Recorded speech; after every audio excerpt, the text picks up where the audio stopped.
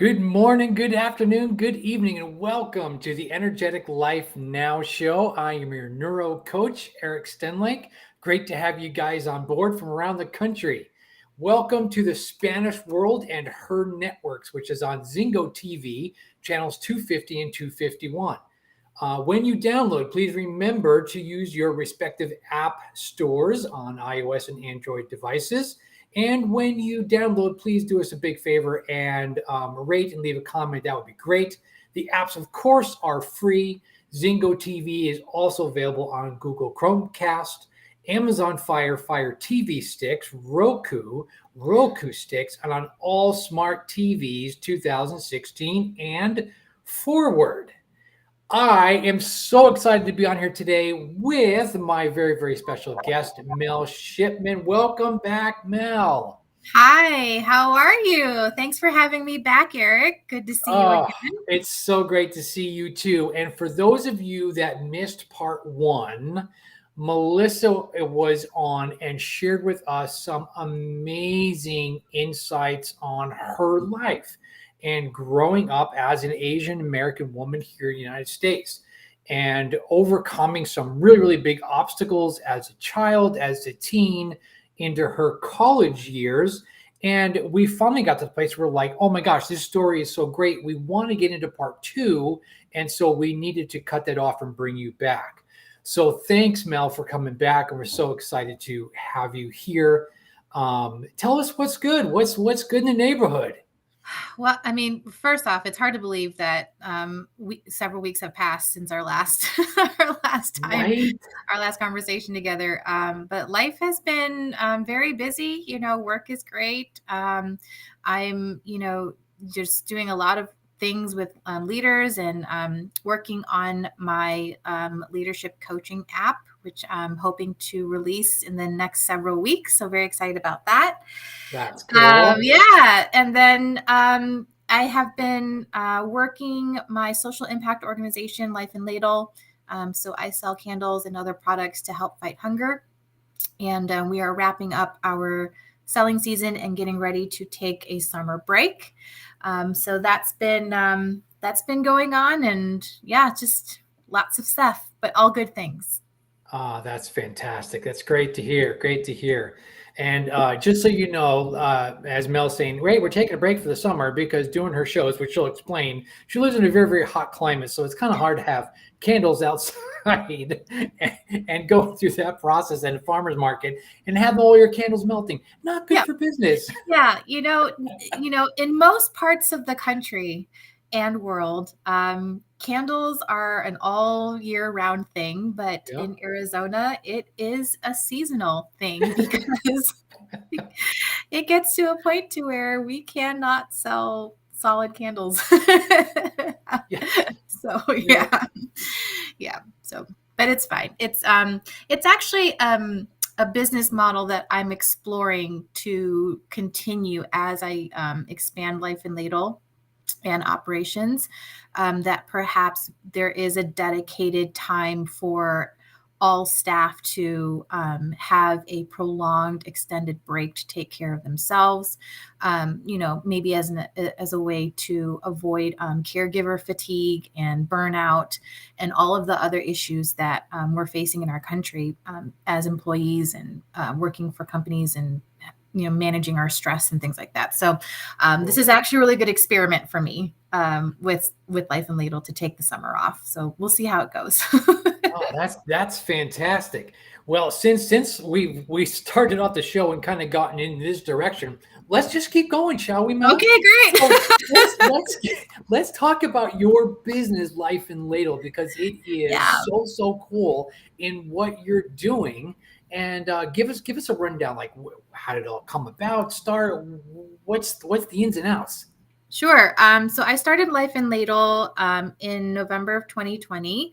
It was obviously the pandemic was really heavy at that time, and I needed something positive to come out of that period. And so I started, becoming aware of, obviously people were losing jobs and losing financial security, which, leads to food insecurity and and all of that. And so I just wanted to do something that would, help alleviate some of that stress and burden that families were going through on top of having to deal with a pandemic and all of that stuff. And so Sure.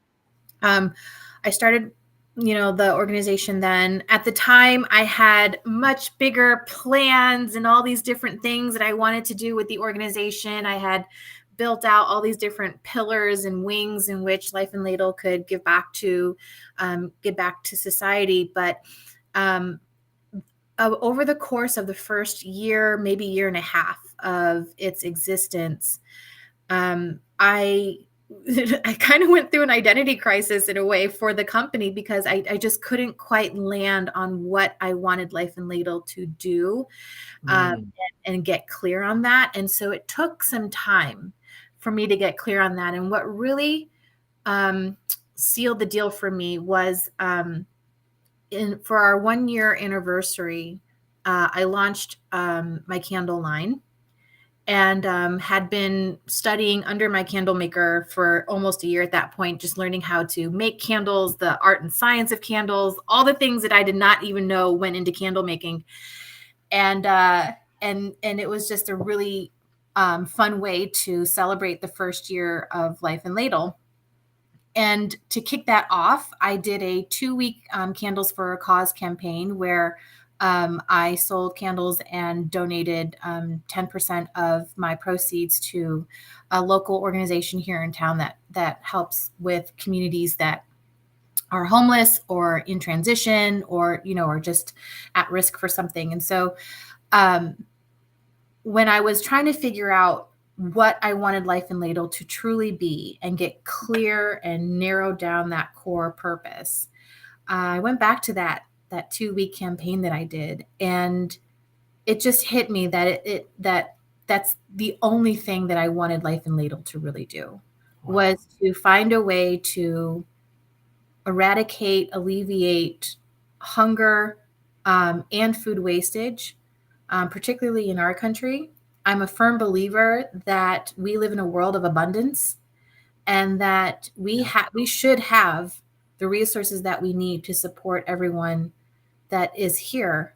And we have made so many advances in technology to do this thing or do that thing, and yet in our country we seem to lack the proper infrastructure that we need to ensure equitable access to food to all Americans. Mhm. And then there was, and I'm no expert in any of this. Okay, this is just my simple mind thinking through these things. Um, it just made no sense to me that we would have these polarities that we're facing in our country at massive levels of high levels of obesity, or just and hunger. Mhm. We have high levels of hunger. I think 33 million Americans have been reported as being food insecure, Yeah. not having enough access to the food that they need. So we have these high levels of hunger, and then we have these high levels of food wastage. We're letting, perfectly good, safe, and healthy to eat crops just rot away in the lands Right. because they don't meet the aesthetics of, the beauty of the food industry. Yeah.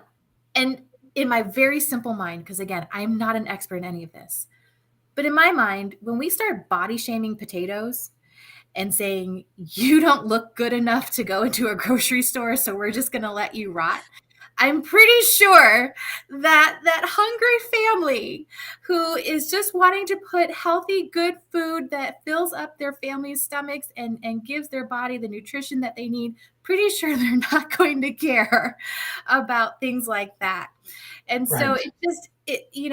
I haven't I haven't been able to move fully in that purpose of combining the fighting hunger and food wastage just yet. I'm just right now focusing on the hunger relief efforts.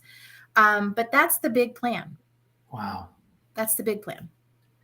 That is so cool. And thank you, by the way, for painting this picture of this potato with a sad face because it's been shamed, It's and, yes. and it is not worthy to become anything. And Yes. man, that is so true. As you're looking at the amount of waste, number one, that we have here in America, and it's so sad that there, like you said, there's families that would absolutely benefit from having access to the foods. But I mean, I could tell you, there's a great company out there, Misfits, that Yes. I know Yep. we've used before Yep. personally. Yep. We order food from there all the time, Every, and yeah. and it's like, wait. This food isn't good enough to be put out on the shelves, but it's good enough to be sold. Why can't we do that mass scale, right? I'm so with you on that. And Exactly. So and by the way, thank you, Misfits, for having that available, because we do use you guys, and absolutely. it's great. I use imperfect foods. Imperfect food. That's Yeah. another one. So, Yeah. and that's one of the dreams that I have in order to really achieve this goal or work this mission that I've given Life and Ladle, is to partner with companies like Misfits and Imperfect Foods and other organizations that are have the same cause, to open up, I don't know if it's going to be a restaurant or a bistro or whatever, but Sure. basically, using their products, their crops, their groceries to create meals that people can purchase. And for every meal purchased, one is given. Hmm. It again, all of these are dreams in my head, but it's just, it's like we can get good food into our people. We can do it. Absolutely. We Yeah. just have to care enough about to figure out a way to do it and to figure out a way to make it sustainable and then and scalable so that it Hmm. can be done in all parts of the country and hopefully the world. So Yeah. Yeah. Absolutely. I love that. And I know that you are on Instagram, Life and Ladle, yes. correct? And Yes. then are you on Facebook as well, and any other places that folks can find you? I do have a Facebook page. I'll be honest. I'm more active on Instagram. Instagram it is. That seems to be where people interact the most with my page. And so you'll find me more on Instagram than any other platform for Life Cool. and Leisure. Cool. That's awesome. That's great to know. Um, so, and for the rest of the world that's watching right now, and we're jumping into this piece. Mel, can we kind of just now go back and rewind a little bit to your adult years? You're out of college now. You're starting life in the workforce, Yeah. and of course, we're going to connect to Life and Layla here in a little bit, and the why behind, which is amazing. But begin, if you will, to kind of unpack your story from that point, if you will. Sure. So just sort of picking up where we left off in our first conversation, I think we had gone into the major things that happened to me when I was in college. One of it mostly being, you know, converting to Christianity, um, and that being for me personally the best decision I've ever made for my life, hands down. Hmm. Not to say that life has been easy or anything like that, but that has been the most bedrock foundational decision that I could have made to give myself any opportunity of peace and joy and love and happiness in this life. And I have found over the last several years that I've been out of college, because it's been quite some time, just how important my faith has been and how pivotal and critical and essential my faith has been to get me through the ups and downs of life. And so, after college, I did a few things. I did a few things that were a little untraditional for Asian families, daughters to be particular. Traditionally, you don't necessarily live on your own. You live in your parents' house, and then the idea is to get married and move into a home with your husband and start a family. And I broke some of those cultural norms by living on my own for about 8 years. And during that time, growing in my Christian faith while my family, is still very much practicing Buddhist. And so I was doing a lot of what could on the outside look like rebellion, but Sure. maybe, the way that I see it is just more of understanding who I am and learning how to be courageous and brave enough to be that person despite any sort of opposition that could come my way. Wow. So, I got married and found myself in an emotionally, mentally abusive marriage. That was probably the instance in my life that really shook my faith to my core.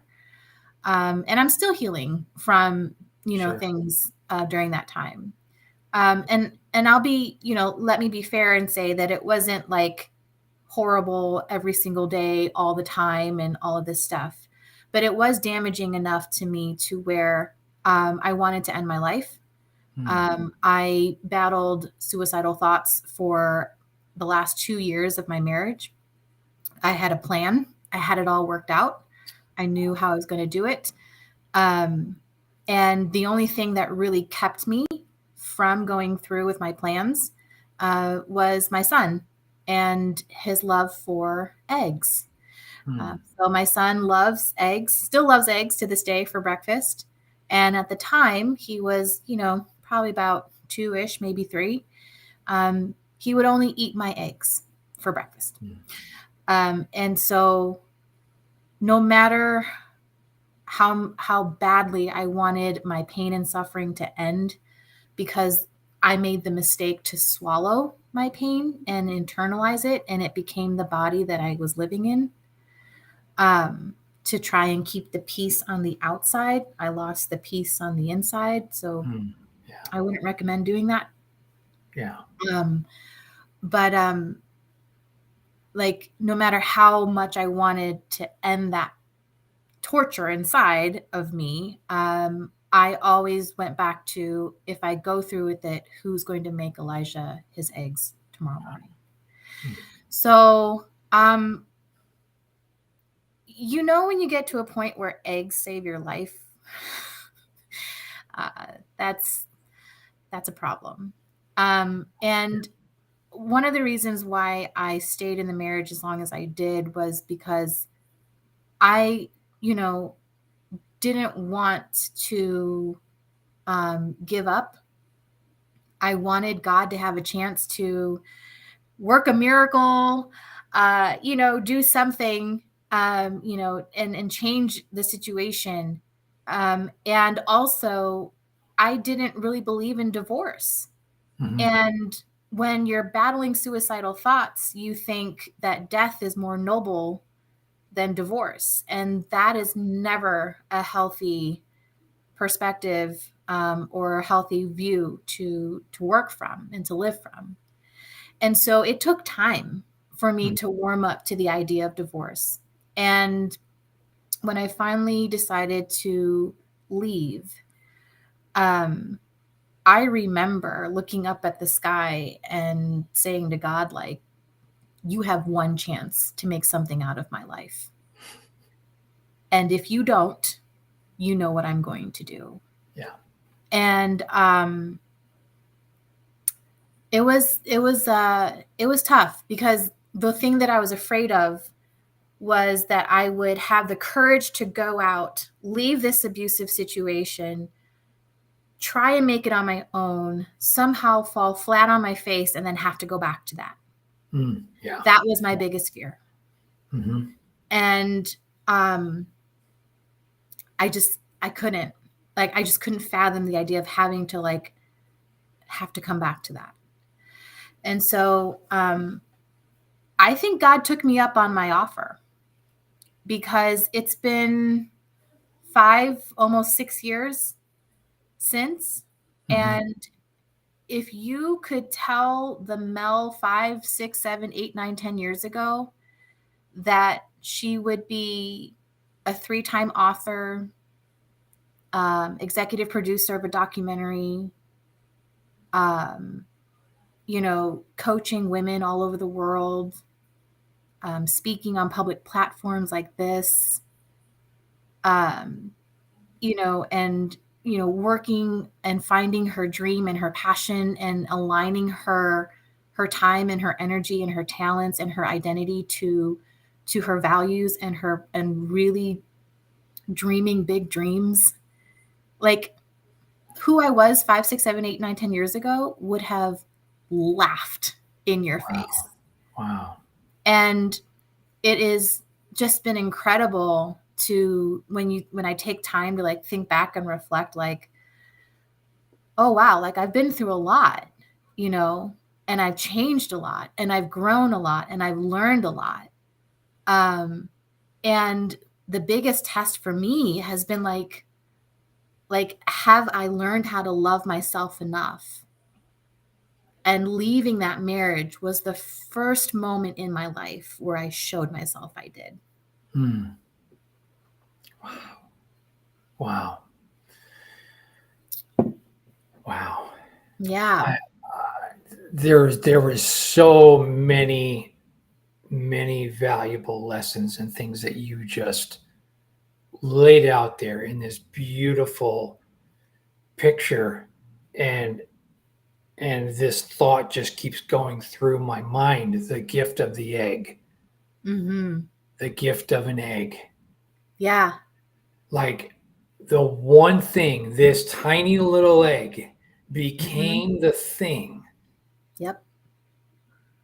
that kept you Exactly. going. The gift of the egg. My gosh, that is just wow. That is And just wow. and that's the beauty of faith, Hmm. is that your miracles literally come or can come in the smallest form. Yeah. Yeah. That, I was so wrapped up in my emotional pain that I was like, I needed a knight in shining armor to like run through and like rescue me. Like, that was the type of miracle, blessing that I was looking for and that I was hoping I would get. Someone that would just like whisk me away from all of the stuff, Yeah. right? Mm-hmm. And that's what I love about God. He is so big, he is so limitless, he has no boundaries. He is so magnificent and huge, and he will send his blessing in a tiny little egg. And he will show himself faithful to you. Yeah. And you will miss it if you keep looking for these big grand gestures that you feel shows, okay, that's how I know God is real. Mm-hmm. And you will miss it if you keep looking out the window and not look in your fridge. Yeah. Yeah. Wow. And then to take that gift of an egg and then say, all I'm going to do is step out on faith, because that's all I can do right now. This is all I got. Yeah, literally, that is all I had. The rest of it is going to be from you. The rest of it is you know. You gave me Yeah, this egg. I've connected to my why. I've connected to the understanding of the importance of this little egg. yeah, I'm going to step out in faith and trust that there's a plan, there's a path, and a way for me yeah, to move through this. yeah. And that's why I was saying earlier that, becoming a Christian was the best decision I ever could have made for my life, because I can only imagine going through the same things that I did and not having my faith to hold on to. I don't think I would have made it. Yeah. Or I probably would have made it, but I probably would have additional issues and other things to work through and more pain to work through than I actually did. And I had enough pain for me. Like, I was like, I'm good. Like, I've met my status quo. I'm good on pain. Like, I don't Yeah. ever want to find Got myself enough. Yeah. Yeah, I never want to experience anything like this ever again. I am good on this. Wow. And the other thing that I have been shown lately is that even when you feel like he has left you, or you feel left alone in your struggles, the thing about domestic abuse is that it is very common, unfortunately, Hmm. but it feels very unique and isolating to the individual. Yeah. And it gets to a point to where in your head you're like, if I say this out loud to somebody, yeah, they might empathize, or they might, feel sorry for me, or they might, whatever, they might try to help me, but they're not going to really quite understand what Hmm. I'm going through. And Hmm. that was one of the reasons why I was a part of this organization called the Fearless Storytellers Movement. And so the intention was to help other women see that what they were going through had common threads woven in between all of our stories, and that we didn't have to go through any of our individual situations of pain and trauma alone and think that nobody else would understand. And Yeah. so being a part of that organization was very instrumental in, one, just kind of kickstarting my true healing process, Hmm. um, and building a community of other women that I could, go to for help or support, and offer it as well. And it was very pivotal, for me to be active in that for that time. So Yeah. yeah. And in case any of our listeners missed that, it's called the Fearless. Storytellers movement. So we have a documentary on Amazon. It's called When the Soul Cries: Hmm. Trauma, Tears, Triumph. It When the is, soul cries. mhm. And Okay. it's a visual response, if you will, to the book that we published as a group. And so that was my second publication. And yeah, it that was a that was an Hmm. amazing experience doing Yeah. doing all that. So Wow. very grateful. This story is blowing my mind. We're going from the gift of the egg to closing the door on that chapter Hmm. to getting into this segment of your life, of which you've written multiple books now. You directed this movie, correct? You were one of the. Am I saying So that right? I didn't direct it. I was one of the executive producers Executive of the producers documentary. Yes. of this movie, right? Which then draws in opportunity for other women to receive the same community and strength that Hmm. you found within this group. Absolutely. And is this a global organization?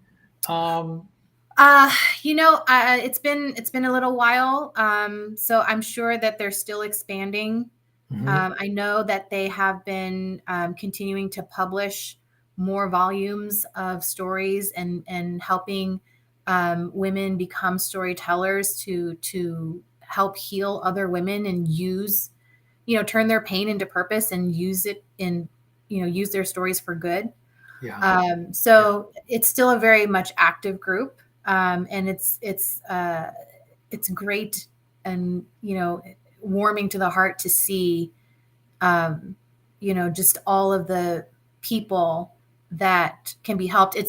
You don't think that when you tell your story, you don't really think of the impact it can have. You might think, oh, if I told my story, and a woman came up to me and said, "Thank you for sharing," that really helped. You think of that direct impact. What yeah, you don't anticipate are these other people who are linked to those people that actually got to see you, and you hear stories or comments or posts about, you know uh, my cousin or my friend or my wife or my sister watched the documentary or read your book or heard your story, and it opened up a whole conversation or opened up a whole thing in our family, and we just want to say thank you, and you don't think about the ripple effect of telling your story. But that is the power of understanding that your story is worth something to somebody. And that somebody is connected to a whole lot of other somebodies that you just never know could also use that story to help themselves as well. Yeah. So I'm always a big proponent of helping people to understand that even if you feel like you don't have something that's worth sharing, I dare you to tell it anyway. That's right. Because you just never know. That's right. There it is. Friends and family around the world. There it is. There it is. Dare to tell your story. Because I know from the community circles that I'm in, people needing the strength to tell their story coming from that place of pain. And it's really difficult, I think, sometimes for us to be vulnerable, that vulnerable to open ourselves up to say, this is it. This is Yeah. me. This is what's happened. Yeah. And you have to be prepared for that because judgment is out there. Of course. Criticism is out there. Everybody has a voice. Everybody has a right to use their voice in whichever way they choose to. Some people will use their voice to uplift you and support you. Some people will use their voice to focus on that piece of lint that you have on your shoulder when you're on stage. Yeah. The only thing that's really in your control is who you give the mic to. And and I wouldn't want someone to feel hesitant to share their story because of what they could face by doing so. Sure. But understand what their story could do for the masses. When one of the things that I had to do was coach the women that were starting to write and tell their stories for the first time. We had to coach them to work through the anxiety and the fear of rejection from family and friends and all of this stuff. Wow. And so I would have them like count on their fingers or write a list of all the people that they were afraid they were going to get backlash from. Sometimes it was 5, sometimes it was 10, and all, whatever. And I would say, okay, so are you going to live your life to make these 10 people happy? Or are you going to live your life to serve the masses who could really use this story because they see themselves in you and somehow their ears are hooked to your voice? And when you look at the decisions that you're making and whom it is that you're actually trying to serve, the 10 critics to keep them comfortable or the masses to help them move towards peace, you just have to choose which audience you're going to cater to. Yeah. And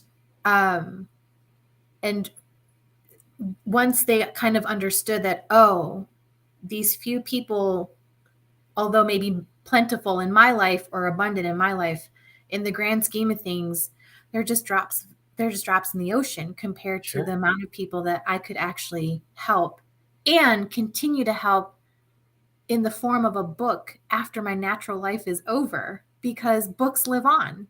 Right. So that vulnerability is an act of bravery and courage. And it's not coming from a place of shame, but it's more of a place of bravery and courage to show yourself what you're capable of and what you can do, but also to show the world what exactly should we value you for. Oh, that's so great.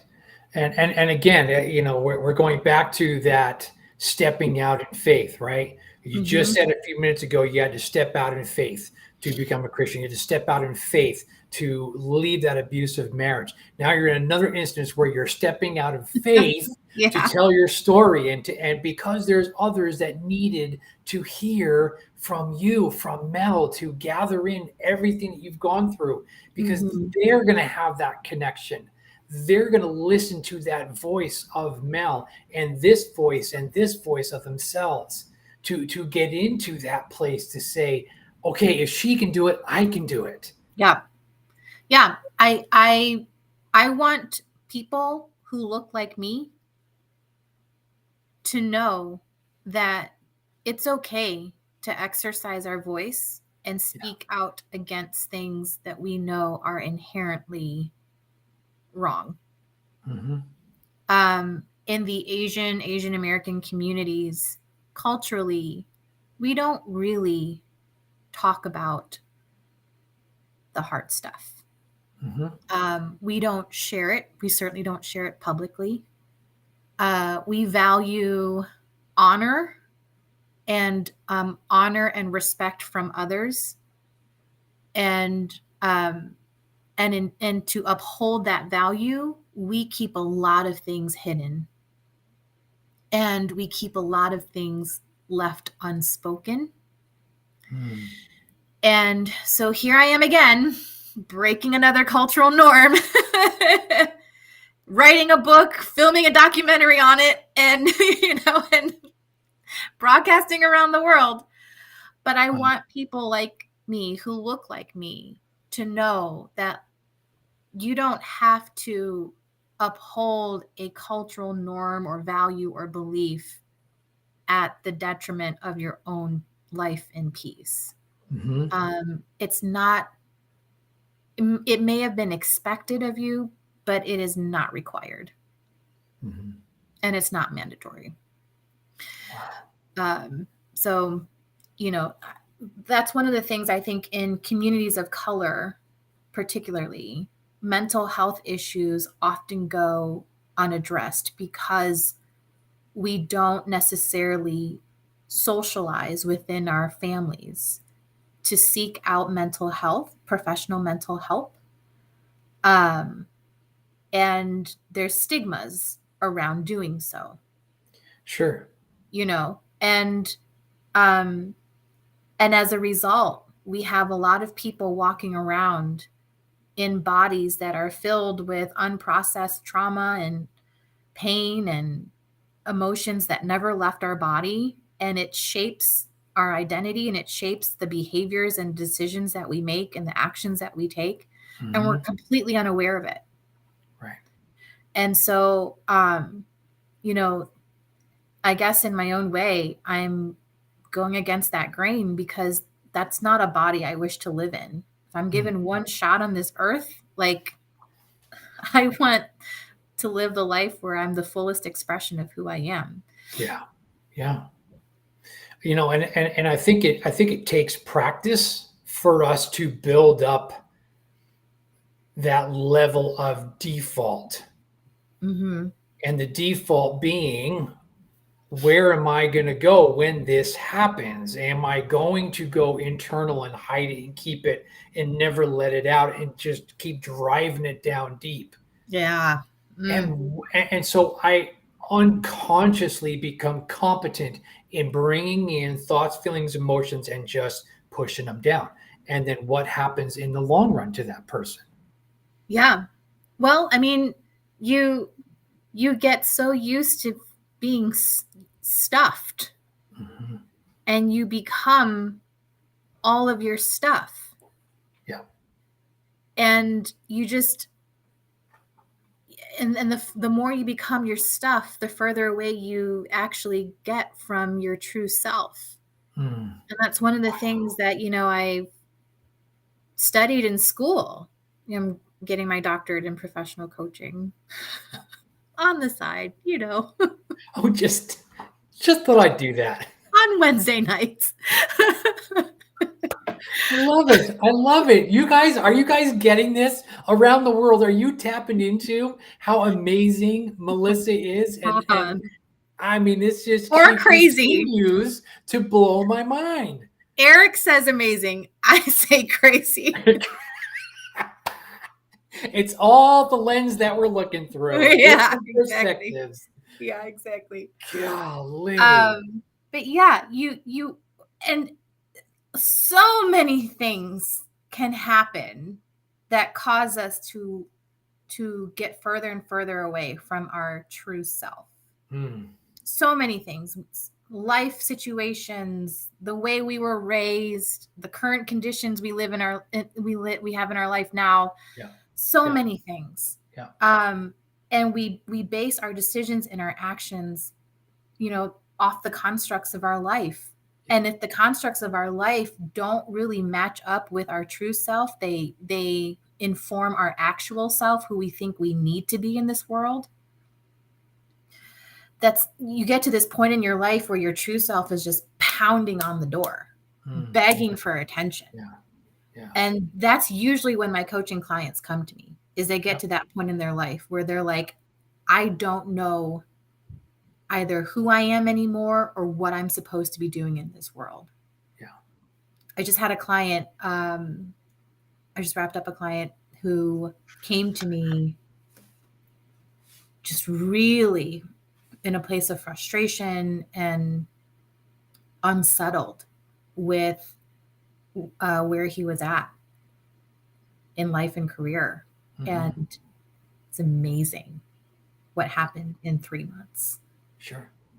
When he got a little bit more clear on what was important to him, who he wished to be in this world, and how he wanted the external expression of his life to reflect who he was inside. And yeah, that's why I love being a coach. I know. Me too. Because we're coaches because we've gone through those things, right? Yeah.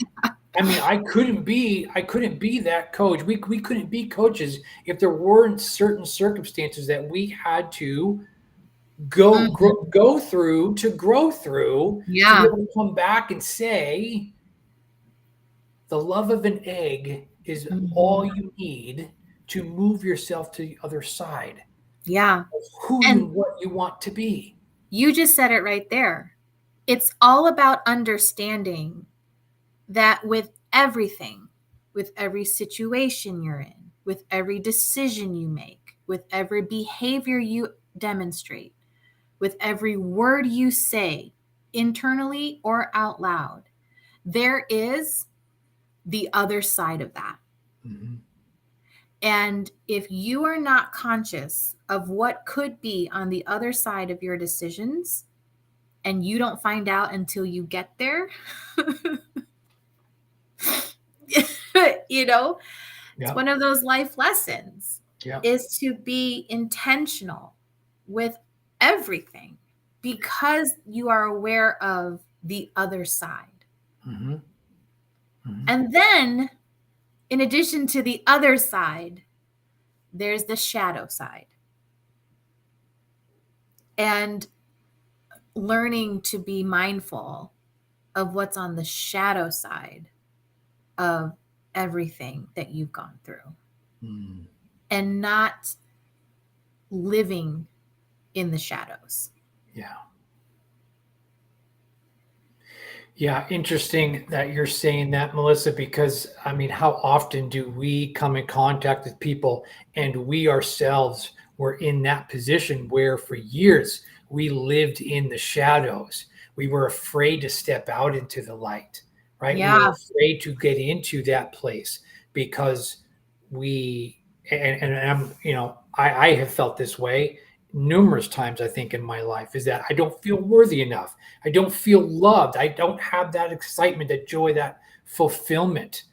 And it's not until I, as Dr. Joseph McClendon at the Neuroencoding Institute, trains us as coaches to get into, what do you want? Yeah. Isn't it the simplest question, but the hardest to answer? Yes. Yes. It is the hardest thing to answer. It is. I don't know. Right. But think about that. To answer that question from a place of truth, Yeah.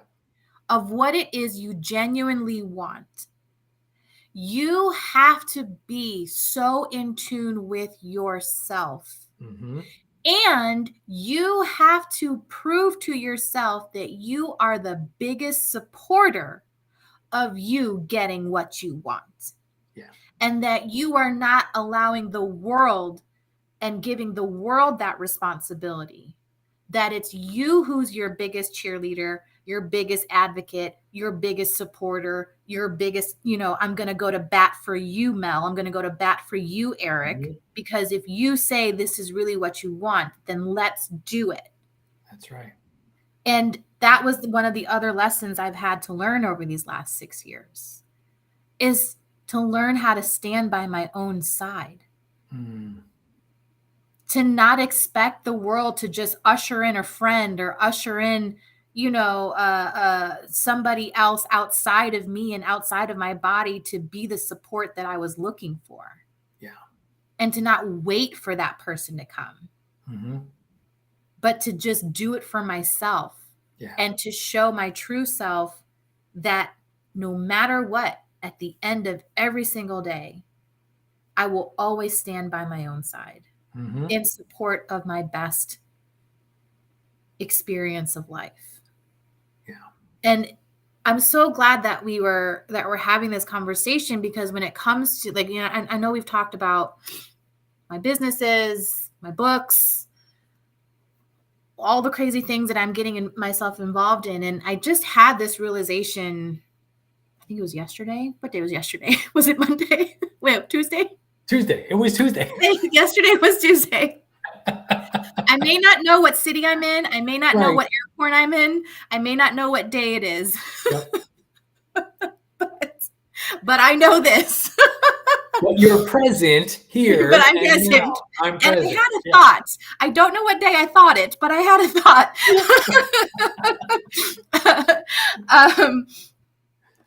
That for me, I've come to realize that my definition of success is not and should not ever be in whatever money I make, where I live, what I have on my body, what my body looks like, Mm-hmm. you know, anything that I could possibly own, or how much I'm able to give, or anything like that. But really, success for me is having become the fullest expression Yes. of who I'm supposed to be in this world. Yeah. And to not put any limits on what that expression could look like, should look like, and would look like. Yeah. So I won't know until I'm old and gray and on my deathbed, but that's going to be the definition of success that I'll chase. Mm-hmm. Mm-hmm. Yeah. Yeah. Oh gosh, I just love that.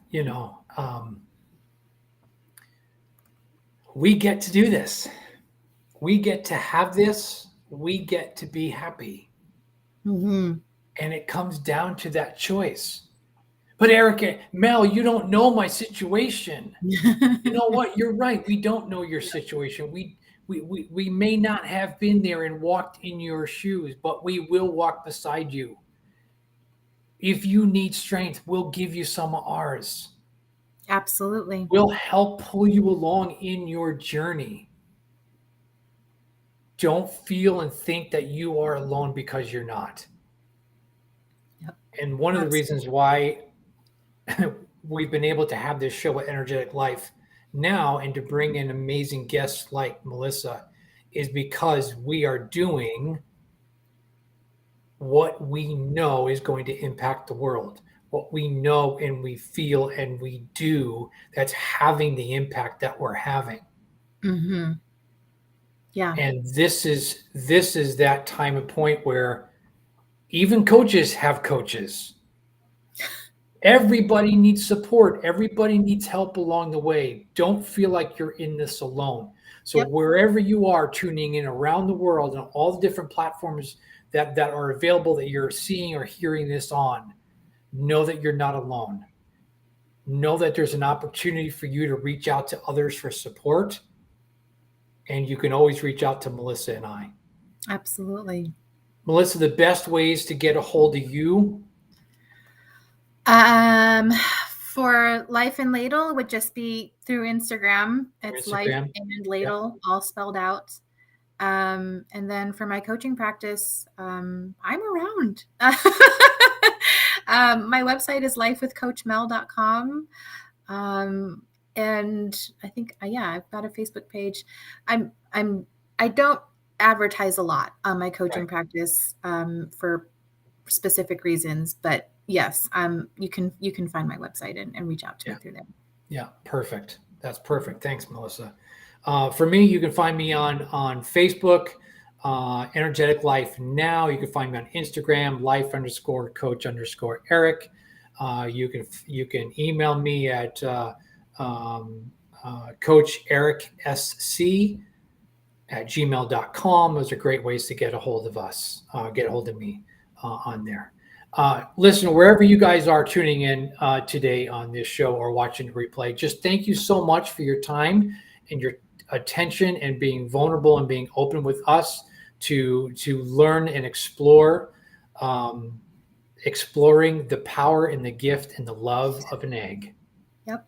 We thank you so much for being here with us today. This show can be also heard on the Spanglish Radio Network. Please check it out at spanglishworld.ca for all the news and programming. Spanglish World, watch it, hear it, read it, download it, and live it.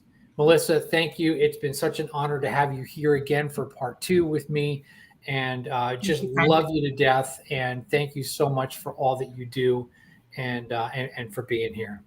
Always a pleasure to connect with you. So thank you for this opportunity. Super You're grateful. very welcome. Thanks, friends. We'll see you soon in the next episode of Energetic Life Now. Bye, everyone.